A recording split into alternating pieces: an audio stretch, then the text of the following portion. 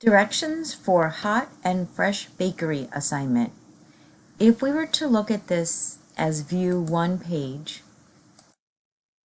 it's all at the top of the screen, which is the 1-inch top margin. We're going to center it vertically on the page after we do our copy and paste. So I'll go back to 100%.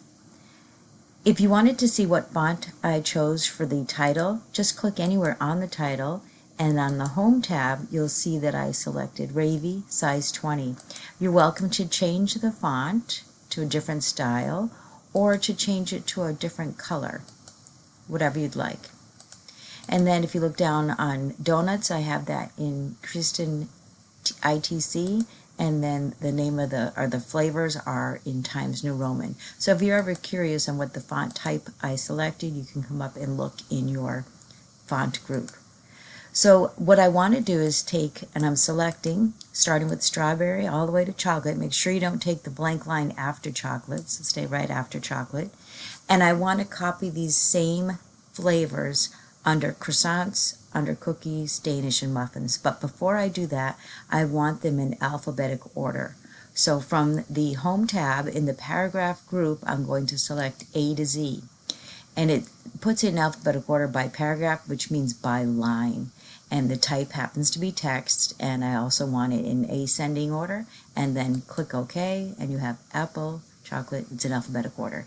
Now what I'll do is copy and paste. So with it still selected, over in the clipboard group, I'm going to click copy. Notice the shortcut key. We'll use that later. So I'll click copy. Then I'll place my cursor under croissants and then click the clipboard, the actual clipboard, and paste it. Now it remembers that it's in there, so I could open the clipboard and I'll see all my other paste, copy and paste, but that's okay. I want this one right here, and I just select it. And I'll close out of here.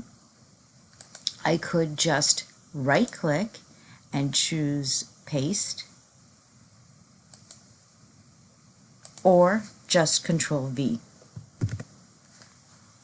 And if we were to again go back to the view one page, you'll notice that I have copied all of the flavors under every category using different versions of the paste option. You can use whatever one that you're comfortable with. So now what I want to do is center it vertically on the page because there's more room on the bottom, so we want to even it out.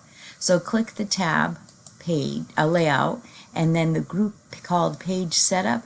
Click this little dialog box launcher, and there's 3 tabs. The first one's margins, which are the default margins, left, right, top, bottom. Paper size, never change that.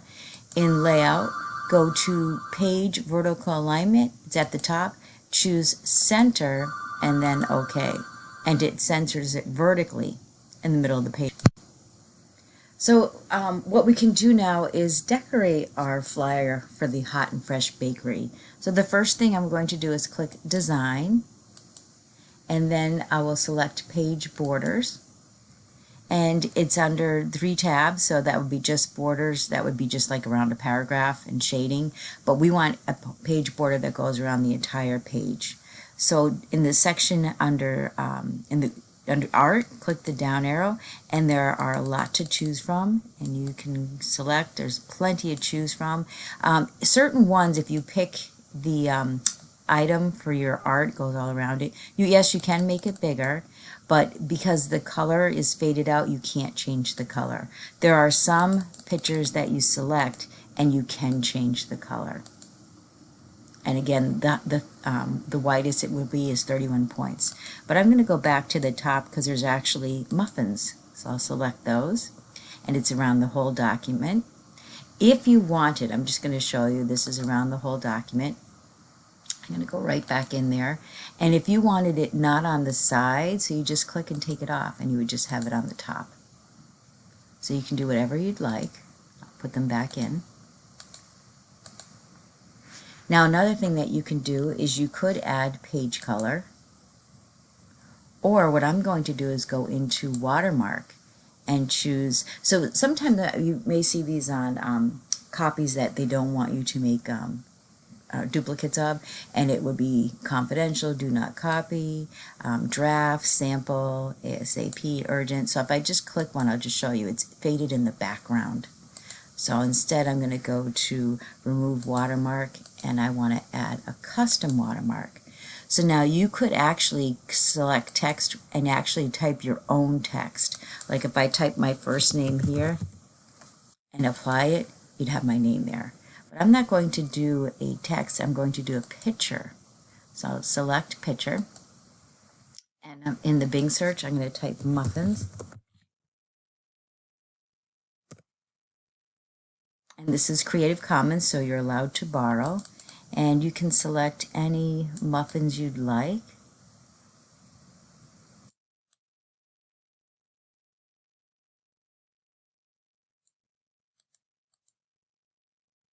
The hardest part is picking one out. So once you select it, click and then choose Insert.